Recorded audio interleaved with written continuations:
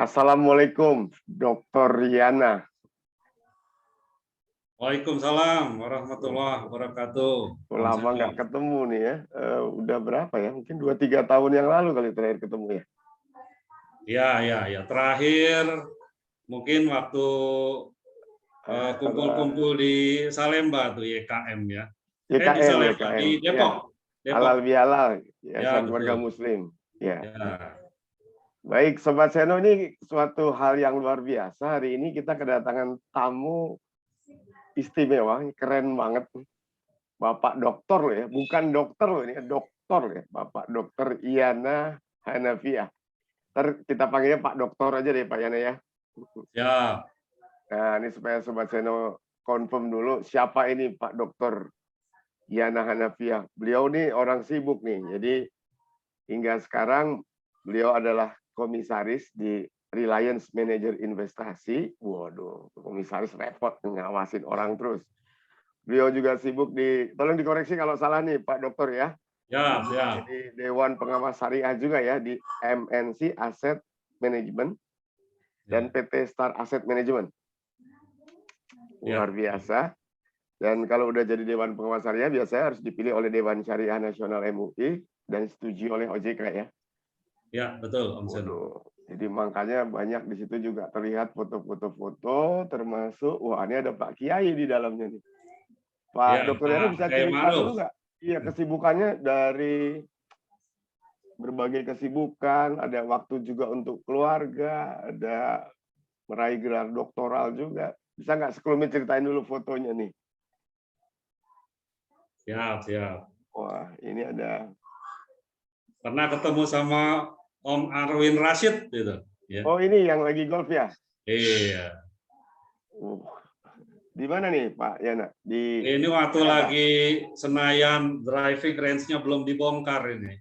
Sekarang udah jadi taman kota itu. Taman kota. Iya. Ini kebetulan driving range dulu ketika saya kerja bersama Pak Sandi Uno dan Pak Rosan Ruslani, ini salah satu portofolio usaha kita ini sebenarnya. Oh, di driving range ya? Ya, pengelolaan driving range, ya sewa lahan. Namun tentu karena Pak Sandi ketika itu kontestasi Pilkada DKI, maka supaya tidak ada konflik of interest, ya itu kita tidak lanjutkan lah. Kita alihkan untuk kepentingan negara, ya. Oke, luar biasa. Wah, emang Pak Dokter kita ini sibuk, selain sibuk bekerja juga main golf terus ya. Ya sekali sama teman-teman FA juga yang lain gitu lah. Teman-teman FUI ya. Pak Seno kan senior saya ini kan. Waduh, jadi nggak enak. Ini ada fotonya Pak Kiai juga, gimana ceritanya? Ada Zoom bareng nih, Pak Dokter nih. Oh iya, ini kalau nggak salah ketika itu ada namanya kalau di Indonesia kan itu sarasehan ya atau pertemuan tahunan. Jadi pra istimak gitu ya, pra istimak DSN MUI ya. Kebetulan beliau waktu itu adalah ketua DSN MUI ya, masih ya. Sebelum akhirnya harus melepas karena sudah menjadi RI2 ketika RI2 itu ya. Ya. Itu ya sarasehan lah semacam itu. Baik. Jadi Sobat Seno bisa dengar sendiri nih, Pak Dokter kita ini orang sibuk, komisaris di berbagai tempat, masih meluangkan waktu untuk golf juga, menimba ilmu juga sampai jadi gelar doktor. Ya, kita ganggu waktunya untuk ngobrol-ngobrol yang asik-asik. Pak Dokter nggak keberatan kan, topik kita hari ini adalah mau ngomong reksadana nih, Pak Dokter. Reksadana syariah. Ya. Dan Pak Dokternya udah dilabelin halal dong ya, karena udah dapat label halal dari MUI. Ya. Jadi kan banyak nih teman-teman kita, adik-adik kita, anak-anak kita yang maunya shortcut nih Pak Dokter. Punya duit, pengen kaya cepet gitu. Ya. Bisa nggak kita mulai dulu dengan menjelaskan apa sih yang dimaksud dengan reksadana syariah apa tuh dalam bahasa yang mudah dipahami? Ya. Oke. Jadi sebenarnya reksadana itu salah satu instrumen investasi di pasar modal. Selain berinvestasi melalui trading saham langsung, obligasi, ya, atau sukuk, ya, yang kita kenal juga dalam bahasa undang-undang pasar modalnya itu adalah surat berharga syariah negara. Ya. Surat berharga syariah negara. Nah, itu kan ada sukuk retail, ya. Biasanya kalau orang-orang asuransi juga tahu tuh, karena kadang dibundling dengan produk asuransi, ya. Sudah biasa itu. Bank Assurance menggabungkan instrumen asuransi dengan produk perbankan. Nah, perbankan pun bisa menjadi selling agent daripada reksadana. Nah, reksadana sendiri berdasarkan definisi Undang-Undang Pasar Modal itu adalah wadah yang digunakan untuk menghimpun dana masyarakat, ya, ke dalam untuk diinvestasikan ke dalam portofolio efek oleh manajer investasi. Nah, manajer investasi itu adalah salah satu perusahaan efek, ya. Perusahaan efek itu ada perusahaan pialang saham, ada penjamin emisi yang mengantarkan perusahaan untuk IPO. Nah, ada perusahaan manajer investasi izinnya. Jadi itu salah satu perusahaan efek. Ya. Nah, kalau reksadana, kebetulan tadi di prolognya ada mengenai reksadana syariah. Nah, reksadana syariah sendiri secara Undang-Undang Pasar Modal itu definisinya sama, ya. Cuma dia menghimpun dana masyarakat untuk diinvestasikan pada portofolio efek yang tidak melanggar prinsip-prinsip syariah di pasar modal, yaitu portofolio efek syariah. Nah, itu bedanya. Ya, sampai situ dulu Pak Dokter. Sebentar, takut Sobat Seno yang milenial agak ribet nih, karena banyak istilah baru mungkin buat mereka ya. Coba kita cerna dulu nih. Jadi kalau saya milenial, punya dana pas-pasan, itu kan berat ya kalau harus investasi langsung ke obligasi misalnya, karena nilainya kan mahal, tinggi. Jadi salah satu caranya adalah bisa lewat reksadana, gitu ya Pak, karena jadi wadahnya kan. Dari situlah si milenial bisa pilih sesuai profil risikonya kali ya. Iya, betul. Reksadana saham, reksadana obligasi, reksadana pasar uang gitu ya Pak Dokter ya. Baik, oke. Atau bisa lewat asuransi karena di package produk di bank insurance, di unit link dan sebagainya. Oke, boleh dilanjutkan nih Pak Dokter. Lalu gimana nih kalau reksadana syariah sendiri tadi lebih definitifnya bedanya gimana Pak sama reksadana yang konvensional nih Pak Dokter? Iya, jadi sebenarnya sekarang ini sangat dimudahkan untuk berinvestasi di reksadana. Bahkan ya? Untuk trading saham pun juga sangat dimudahkan. Karena apa? Ada platform digital, ya, online trading, ya, trading saham, ya, bukan trading ya, investasi di reksadana, gitu ya.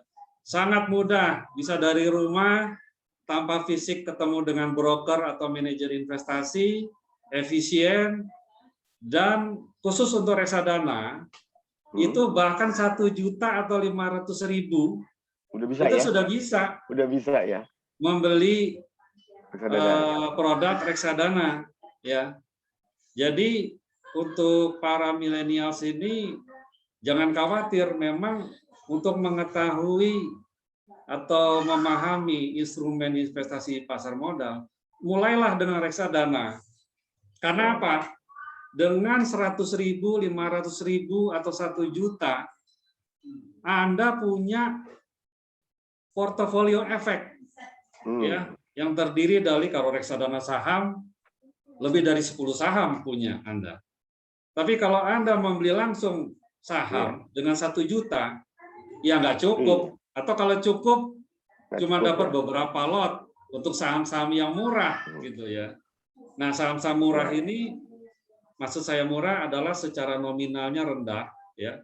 Tentu ya, merupakan representasi daripada fundamental saham sendiri. Karena kalau fundamentalnya bagus, pasti harganya tinggi gitu kan. Nah, dengan membeli reksadana, maka kita punya portofolio investasi. Kalau misalnya reksadana pendapatan tetap, Anda punya obligasi, punya sukuk. Tapi kalau beli langsung obligasi, minimal itu harus punya 1 M. 1 miliar ya. Ya, kalau obligasi atau sukuk ya. Tetapi kalau sukuk kalau beli reksadana ya, maka hanya dengan 1 juta tadi atau kurang ya, itu bisa punya megang beberapa sukuk ya di dalam satu instrumen aja ya. Sertifikat investasinya. Ya. Konfirmakan kalau kita membeli, kita mendapatkan konfirmasi jumlah unit yang kita miliki. Jadi sangat mudah. Anak-anak sekarang itu sangat familiar dengan platform online trading ya. Itu banyak kalau mau di browsing di Play Store maupun di perangkat gadget yang lain gitu ya. Begitu Om Seno, sangat gampang sekali. Gampang ya tuh Sobat Seno dengar sendiri. Jadi gini, kalau Anda nih punya duit nggak terlalu banyak, terjemahkan nih saran dari Pak Dr. Yana nih. Ya. Buka aja dulu akun di bank tabungan. Nanti kalau banknya juga memang menjadi dealer dari reksadana, kan tinggal perintah aja tuh tiap bulan. Ada loh sekarang yang bisa sampai cuma 100.000 ada ya, Pak Dokter ya? Iya. 100.000 per bulan ada ya? Ada. Dengan demikian sebetulnya disadari atau tidak, Sobat Seno bisa memiliki secara nggak langsung saham-saham dengan berbagai pilihan ya, dibanding harus langsung kan jadi biayanya tinggi. Terus Dr. Yana juga bilang ini satu model investasi yang bisa dilakukan kapan saja, di mana saja, oleh siapa saja kan, karena lewat digital ya, Pak Dokter ya. Betul. Nah, tapi apa nih Pak Dokter, kalau kita sebagai investor ya, kan itu selalu ada risk, ada return, ada risiko, ada imbalannya juga. Ya. Kalau reksadana apa nih Pak risk and return-nya buat saya yang milenial? Ya. Jadi reksadana itu memang ada macam-macam ya. Tergantung resiko investasi yang ada ya. Resiko selalu berdampingan dengan return. Ya. Jadi high risk, high return. Low risk, low return. Nggak ada high risk, low return ya, Pak Dokter ya? Ya, kalau Om Seno membeli yang high risk, maka membeli reksadana saham. Tapi juga potensi return-nya higher than instrumen lain. Gitu. Nah, kalau untuk milenial ya, yang paling low risk apa? Itu reksadana pasar uang. Jadi reksadana itu kan ada reksadana saham, pasar uang, reksadana pendapatan tetap, reksadana campuran. Ini campuran ini saham dengan obligasi nih atau sukuk isinya. Ya.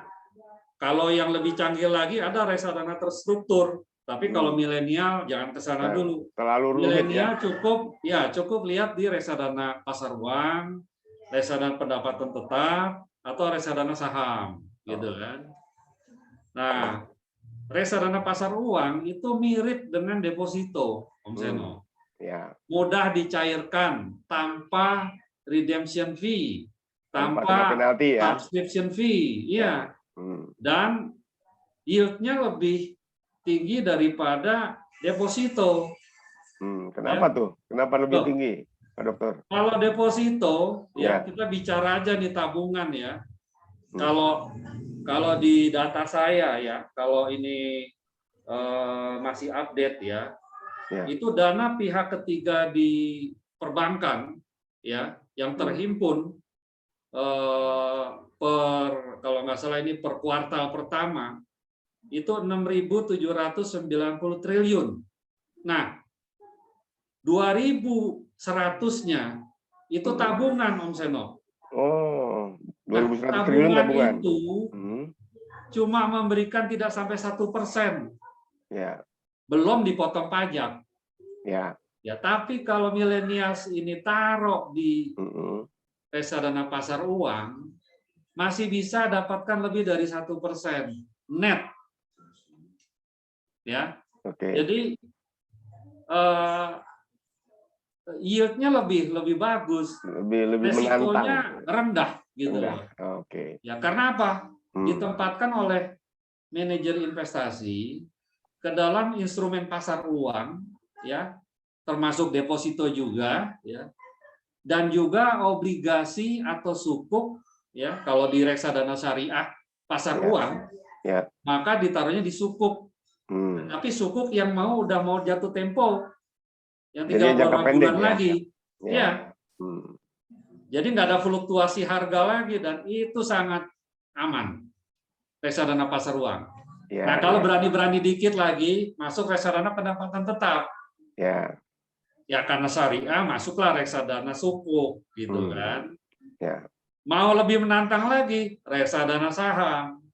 Nah, milenials yang baru mulai kerja, ya, yang baru usia 25 akhir, ya, mulailah tabung saham, tabung reksadana, ya, sehingga pada saat usia nanti 30 akhir atau 30 pertengahan, uang itu bisa dipakai untuk membangun rumah, ya, atau untuk persiapan-persiapan lain sebagai namanya pasangan muda gitu kan. Nah, itulah perlunya financial advisor di situ. Nah, sekarang mumpung ada financial advisor free, ya, kapan lagi gitu kan. Gitu. Jadi ikuti terus Kanal Rumah Kita, ya, khususnya investasi bagi para milenial. Saya akan bantu itu. Baik, oke. Wah, rame ya, tadi dulu jadi banyak penasaran. Saya pakai bahasa milenial dulu nih ya, Pak Dokter ya. Silakan, silakan. Nah, gini, saya milenial. Katanya kan kalau investasi itu disesuaikan dong sama profil risiko ya. Kalau saya nih orangnya hobinya kalau ke Dufan itu main roller coaster, saya hobi bungee jumping, saya hobi naik gunung. Mungkin saya tipe yang agresif nih ya, Pak Dokter ya. Nah, kalau saya tipe yang agresif, lumayan berani tuh. Jadi bolehlah investasinya di reksadana saham yang lebih fluktuatif ya, Pak Dokter ya. Iya. Lalu yang kedua tadi, Sobat Seno, kita dengar pelajaran nih, saran dari Dokter Yana adalah, bayangannya begini kira-kira. Kita punya duit, 17 sekian. Sebagian boleh dong tetap di tabungan ya Pak Dokter ya, karena tabungan untuk kepentingan transaksi dong, ya kan? Betul. Di pulsa, bayar listrik dan sebagainya, transfer duit. Nah, investasinya silakan para milenial yang pilih. Kalau mau jangkanya menengah panjang, pilihlah reksadana saham gitu Pak Yana ya. Betul. Tadi modal beli atau rumah. Pasar uang. Kalau yang jangka pendek risiko kecil, ambil yang model pasar uang. Bunganya lebih tinggi dari deposito yang standar. Lalu kenapa sih kok tadi disebut-sebut reksadana syariah ini mudah, murah, lebih oke dibanding reksadana biasa? Apa tuh Pak Dokter bedanya? Iya, karena profil daripada portofolio efeknya, ya. Kalau portofolio efek saham, maka harganya akan naik turun sesuai dinamika bursa global. Kita ini kan sudah borderless ini ya. Jadi terjadi penurunan tajam di bursa New York, maka besoknya kita pasti akan turun.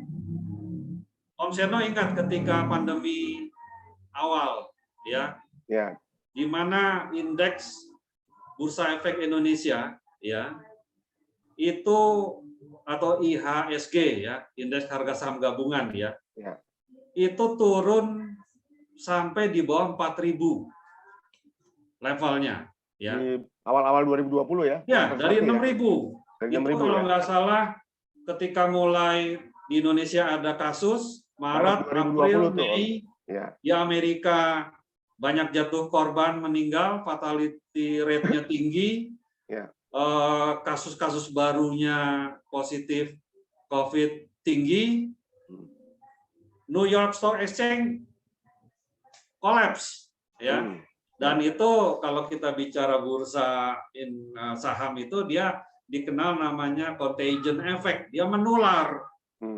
Nah, Indonesia ikut karena juga investor asing banyak yang pull out, ya, keluar. Ya.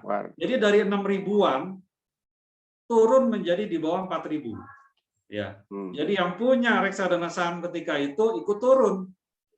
Nilai aktiva bersihnya namanya per unit, ya. Kalau harga saham atau harga reksadana itu dinilai dari nilai aktiva bersih per unit. Nah, sebut-sebut NAB turun itu ya.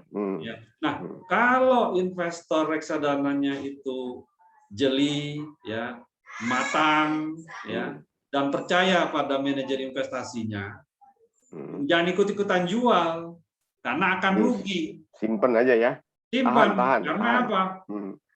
Ternyata benar ketika vaksin ditemukan, obat-obatan sudah diketemukan, paketnya, ya, antivirusnya, ya, dan fatality rate-nya bisa ditekan, ya, langsung bursa rebound.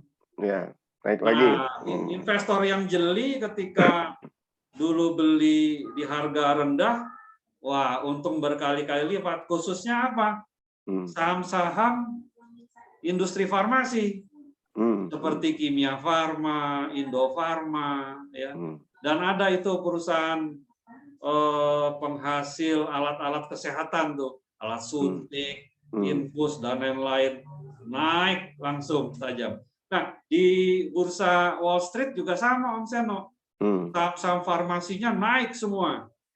Nah, sekarang bursa kita indeksnya sudah kembali ke 6.000. Sehingga yang memegang reksadana saham juga ketika sekarang ini sudah mulai normal dan sudah banyak yang cuan juga yang beli kembali di ketika harga lagi pada jatuh, harga underlying-nya, ya, ketika itu. Ya. Jadi sama, kalau Anda punya kemampuan membeli saham secara langsung, silakan. Tetapi kalau mau belajar dari reksadana dulu, khususnya reksadana syariah. Ya, kenapa? Karena reksadana syariah ini dibandingkan dengan reksadana konvensional itu masih sangat rendah. Dari nilai aktiva bersih reksadana total, ya, per kuartal pertama sebesar 536 triliun, itu reksadana syariahnya hanya 34 triliun. Ya. Jadi kalau kita percaya pada fatwa DSN MUI bahwa kita harus menjauhi riba, ya, bahwa riba itu haram, ya, menjauhi ketidakpastian atau goror, spekulasi, ya, masuklah reksadana saham. Kenapa? Karena reksadana saham itu beda dengan reksadana konvensional. Di sana ada mekanisme pembersihan non halal. Ya. Pengelolaannya harus berdasarkan prinsip syariah di pasar modal. Ya. Efek-efek yang menjadi portofolio itu hanya efek-efek yang masuk dalam daftar efek syariah. Ya. Ada pengawasan oleh Dewan Pengawas Syariah. Dan satu lagi, ada akadnya, Om Seno. Ya. Ya. Akadnya apa? Akad wakalah bil ujroh. Ya. Nah, akad wakalah bil ujroh ini apa? Ini perjanjian antara investor reksadana selaku pemilik dana, atau bahasa syariahnya itu sohibul mal, ya, sohib al mal, sama lah itu, ya. Dengan manajer investasi. sebagai pengelola atau dalam bahasa syariahnya ini mudharib, gitu ya, menyerahkan kuasa pengelolaan investasi kepada MI dan atas jasanya MI memperoleh fee atau ujroh. Nah, ini mau investasi yang berkah, investasi yang menguntungkan, ya, halal, ya, masuklah di reksadana syariah. Dan reksadana syariah ini sifatnya universal, Om Seno. Ya. Dianjurkan untuk umat Islam, tetapi boleh dibeli oleh non-Muslim, ya, sepanjang secara rasional menguntungkan, secara yield, secara return masuk ke reksadana syariah. Ya. Jadi saya bersama teman-teman praktisi pasar modal syariah turut membantu Direktorat Pasar Modal Syariah OJK bagaimana untuk meningkatkan under asset management atau dana kelolaan reksadana syariah ini. Jadi jangan terus terpuruk hanya di bawah 3% dibandingkan dengan reksadana secara menyeluruh, ya. Iya, begitu. Ya. Tahan dulu, Pak Dokter, tahan dulu nih. Wah, nanti Sobat Seno yang milenial banyak pasukan informasi, mencernanya berat ya. Oh, siap. Ya, kita akan bahas lebih detail nanti di segmen berikut nih, Pak Dokter. Ya, Pak Dokter ya. Nah, jadi gini, Sobat Seno, yang diutarakan Pak Dokter Yana tadi, memang menjadi investor unik ya, Pak Yana ya. Karena kita tidak melulu hanya melihat sisi ekonomi, tadi Pak Dokter cerita, begitu ada pandemi, ada gangguan bisnis pasti kan, lebih sulit sehingga ada beberapa investor tarik modal dari Indonesia, bursa di Wall Street, di New York Stock Exchange juga goyang. Jadi berarti harga unit dari reksadana kita ikut turun ya. Betul. Nah, tadi Sobat Seno diingat nih, kalau harga lagi turun, saran Dokter Yana, nggak usah panik gitu kan ya. Betul, betul. Ya, memang itulah karakteristik reksadana saham, ada volatilnya, ada gejolak. Buktinya setelah ditemukan vaksin, kemudian obat-obatan mulai dibutuhkan, kesehatan dibutuhkan, perusahaan-perusahaan yang memang ada di situ, sahamnya mendorong naik lagi. Ya, nonton Euro kemarin tanpa masker di UK. Iya ya. Gitu. Jadi luar biasa itu. Tapi kita masih tetap harus prokes. Betul. Kita masih tinggi di Indonesia ini, Om Seno. Ya. Sama-sama stay at home, ya. Kotak-katik gadget, ya. Ya. Beli reksadana, beli saham, ya. Nah, berkah pandemi, ya, menyebabkan orang work from home, ya, school from home. Kenapa? Ini karena dibantu juga oleh platform digital trading, ya, digital investment. Jadi pertumbuhan investor reksadana dan investor saham signifikan meningkat. Lebih cepat ya? Ya, kalau dulunya landai, ya, sangat pelan pertumbuhannya, sekarang itu pesat sekali, ya. Pertumbuhan kenaikannya di kuartal pertama aja itu sampai 28%. Jadi kalau kita lihat dari data, ya, itu investor reksadana sekarang 4 juta lebih, ya, dibandingkan akhir tahun 2020 hanya 3 juta. Ya. Tapi dulu sebelum ada platform digital trading, digital investment, itu rada slow, low growth gitu loh. Nah, kita berterima kasih pada para startup companies nih yang membantu meningkatkan percepatan itu ya. Ya, meningkatkan jumlah investor dan literasi investasi di pasar modal, ya. Dan jangan lupa millennials. Millennials kalau yang di sekolah-sekolah ternama, di kampus-kampus ternama, mungkin uang jajannya dari ayahnya kisarannya sudah 1 juta, 3 juta mungkin ya sebulan. Ya. Taruh di tabungan, sebagian lagi ditabung saham, ditabung reksadana gitu ya. Ya. Gampang, tinggal masuk ke platform investment digital, pilih mau reksadana apa, mau beli saham apa. Nah, kalau saham minta lagi sama babenya uangnya, men. Ya, kalau kata Adi Rahman, gampang, men. Investasi gitu kan. Dan cari yang halal, men. Saham syariah gitu. Ya, udah. Reksadana syariah, men. Gitu. Tahan dulu Pak Yana, biar Sobat Seno penasaran nih, nanti konkretnya gimana kalau saya sebagai investor mau mulai berinvestasi ya. Kita akan kupas itu di segmen 2 ya Pak Dokter ya. Siap. Ya, baik. Jadi Sobat Seno di segmen 1 ini kita sudah banyak terinspirasi oleh Pak Dokter Yana. Bagus sekali, menarik sekali bagaimana secara konsepsional, secara makro diperlihatkan tadi cerita-cerita mengenai reksadana, mengenai apa hubungannya dengan pandemi dan sebagainya. Ya. Oke. Sampai sini dulu ya Pak Yana, nanti ketemu lagi di segmen 2 ya. Oh, siap. Nah, terima kasih. Ya. Semoga apa yang sudah kita sampaikan dan bincang-bincang hari ini bermanfaat dan berkah untuk kita semua, Om Seno. Ya. Terima kasih atas kesempatan yang diberikan. Wassalamualaikum warahmatullahi wabarakatuh. Waalaikumsalam warahmatullahi wabarakatuh. Terima kasih.